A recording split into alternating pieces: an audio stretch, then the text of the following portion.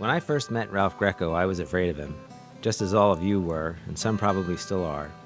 Back in the 90s, that's the 1990s, not the 1890s, just to clarify, Ralph and his longtime friend Bobby had side-by-side classrooms on a long-gone balcony between the theater and the library, and they stood there together during passing periods to observe and occasionally correct the passers-by. What they thought of a newcomer from New Jersey was anybody's guess, and I never asked. But I couldn't wait for my children to get inside Ralph's classroom. My children weren't so sure. As the time grew near and the mystique loomed larger, they wondered what deeply mysterious magic took place in there. And then one day it was their turn to enter that chamber of secrets, armed only with a new notebook and a pencil case, as so many before them had done for decades. Would he slash his red pencil through a dangling modifier? Or worse, would he catch them red-handed writing a fragment or run on? Would their construction be too horrifyingly unparalleled to ever be forgiven? Or would they never learn to use an introductory adverbial phrase? Would he actually eat their homework? Were they ready for a year of such terror?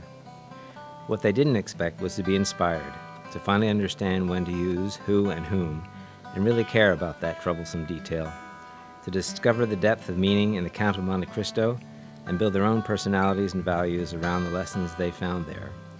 They didn't expect to gain the power to write thoughtfully thorough arguments that supported their own positions on real topics. And they didn't expect to tuck away so complete an understanding of grammar that they would never ever undercut their own points of validity with sloppy writing.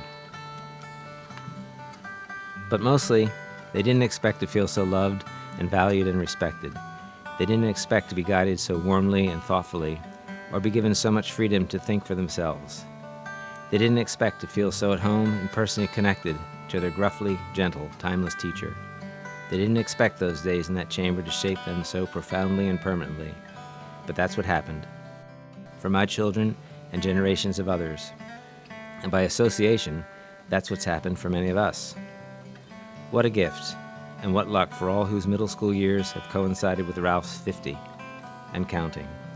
So I'm going to leave it at that and say thank you, Ralph. Thank you for your wisdom and friendship, and for all the personal confidence that you somehow incubated in that mysterious chamber for 50 years so far.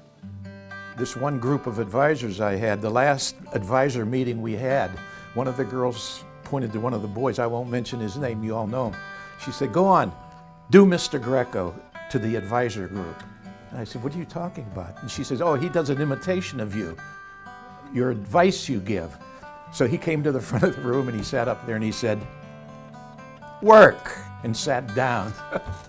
And we all started to laugh, and I'm sorry, but in 98% of the problems that I ran across with students academically, it's the lack of effort and work. The other 2%, there were other issues at hand. I agree with that. Things that went beyond my scope. But in most cases of the students I have had, your greatest problem is your lack of effort. And once you get over that, you're going to be shocked and surprised that we are able to accomplish. Lecture over. I have found that of all the advice I have received in my life and everything, the one outstanding thing that I believe in, and at my age, 85, maybe you come to that, I don't know. But it's this: kindness is the biggest attribute in life. Be kind. That covers so many mistakes, so much anger, etc., etc. It dispels hatred, which is a evil, consuming passion. So that would be my thing. Be kind. And here at the day school, that's one of our axioms, I hope, that people are kind to each other. That's it, Jonathan.